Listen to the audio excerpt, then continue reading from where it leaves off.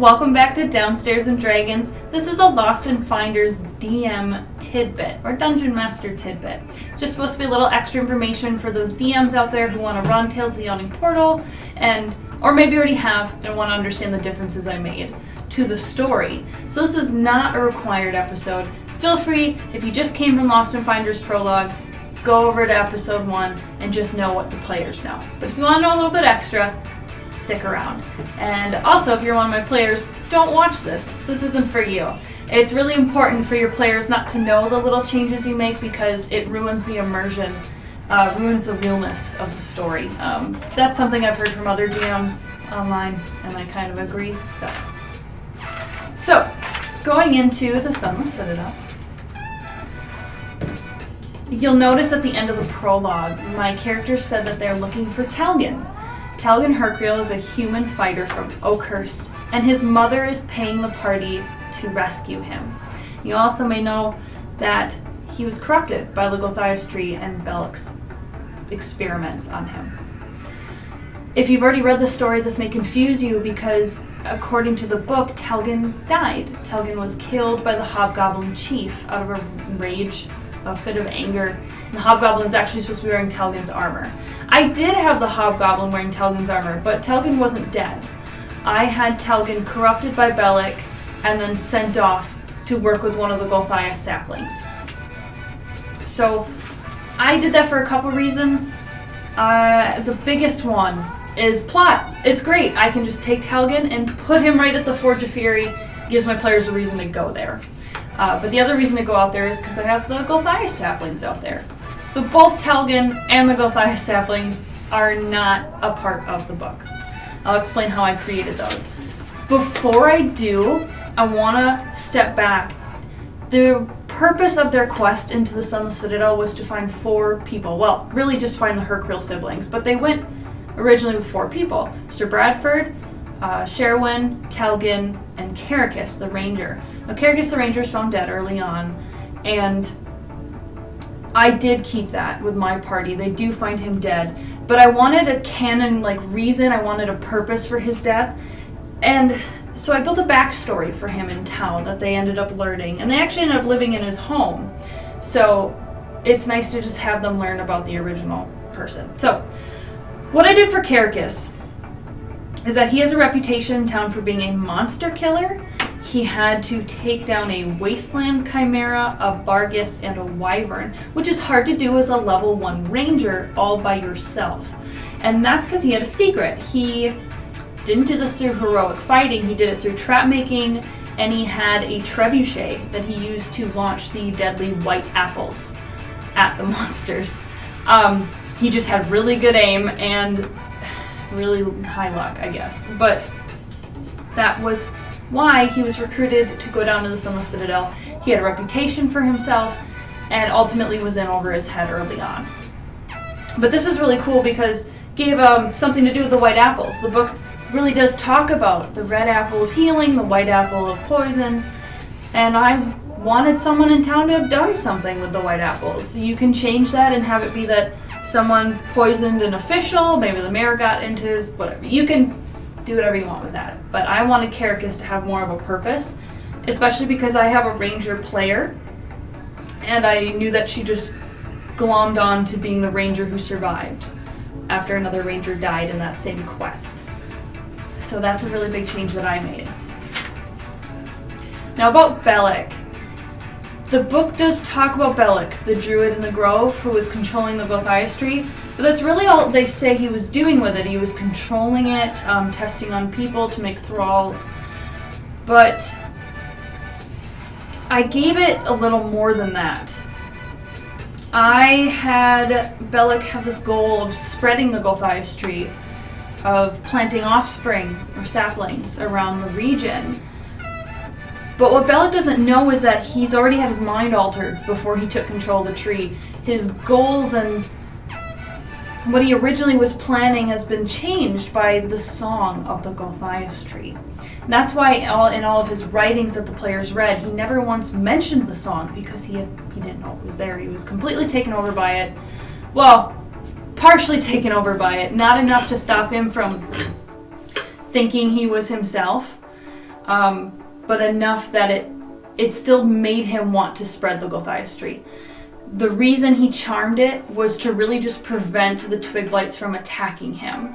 I have this, you can do this for your players if you want to. I basically wrote a journal and I printed it out. And they read it. I like that for my players to find clues that they can read themselves. It is a little bit of a break from me talking and just telling them everything. It feels better for me anyway. And so they read his journal about what he was experimenting on, his just experiences with the Gulthias tree over time, his research on it. And he does talk early on how the twig blights were stalking him just to hurt him for fun. That's just kind of how the evil that they are, and so he needed to stop that if he was going to keep testing on the tree. So that's why he took it over. Now let's talk about the tree. I just talked about the song I gave the tree. Now the song is not in the book. I decided that this is the original Gulthias tree. This is the one that really does have the vampire buried under it with a stake in his heart. And I need it to be different than all the other Gulthias trees that are out there in other campaigns or other stories or whatever. I just needed it to be special. So where did I get the idea for the song? One of the previous versions of the Sunless Citadel is Heart of Nightfang Spire. That's what it's called. Heart of Nightfang Spire. This is for level 10 players. I could not take pieces of this and put it directly into my story the way it was. But I still got inspiration. Early on, there's a vine blight that the party encounters. No pictures. Okay.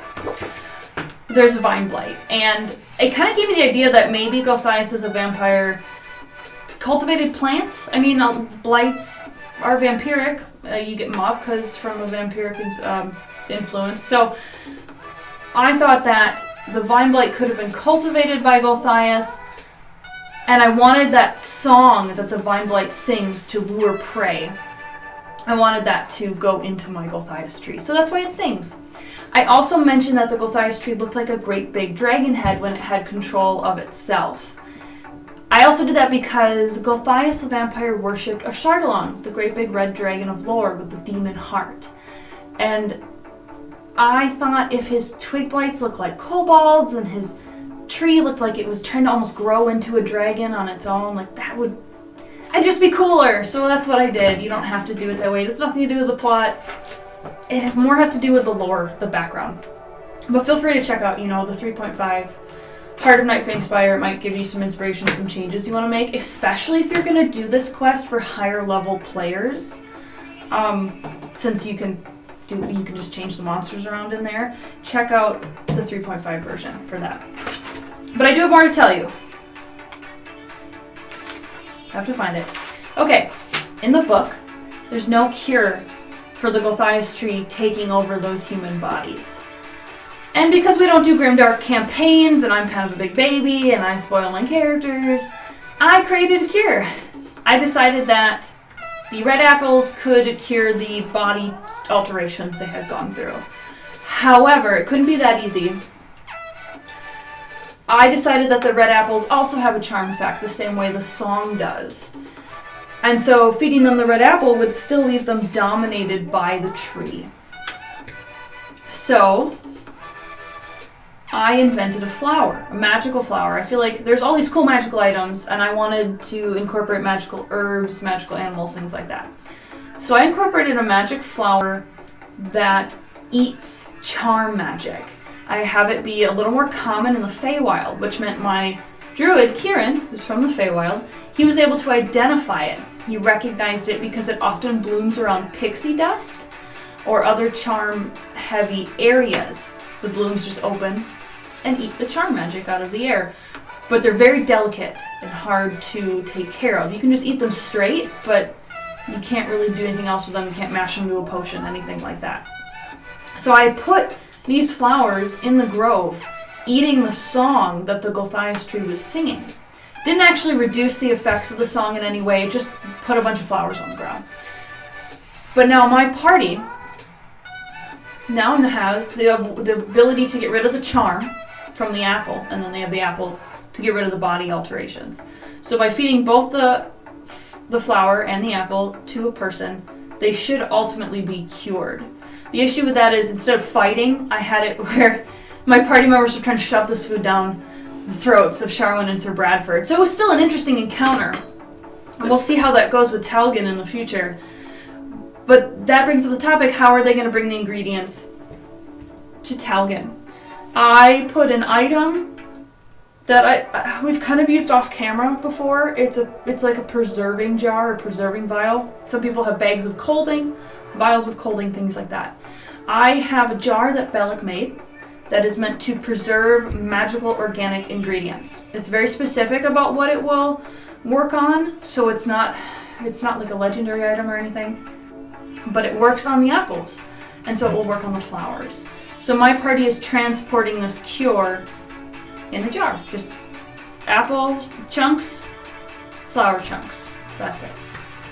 And that's also how Bellick would then take the white apple of winter, put it in the jar, take the red apple of summer, fuse them together, and then plant them as one, which would create the saplings.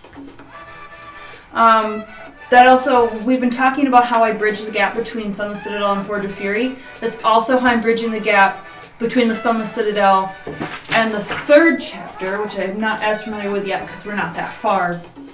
The Hidden Shrine of Tomoe-chan. I've placed that in the world somewhere. I'm not going to tell you where, but I put a sapling near it. I won't tell you which one it is because you know there's multiple they're looking for. But that's another way I'm getting them to the third dungeon, and you'll have to wait and see what I'm doing to get them to the fourth. So as I have more DM insights to give you, I'll make these teeny tiny episodes. And remember that you can do whatever you want with your version of the story, especially with your players who have their own interests. But this is just what I did. I know that some people wonder how to string all of these chapters together, and I'm just letting you know how I did it. So, thank you for joining me for a quick Dungeon Master tidbit. Now it's to get into the real story. Episode 1 for Lost and Finders is coming up next. I'm really excited for you guys to experience that, so I hope you enjoy it. Hope you're having fun with your own D&D, and we will see you again next time in our basement where we play D&D as per tradition. Have a good one. We'll see you later.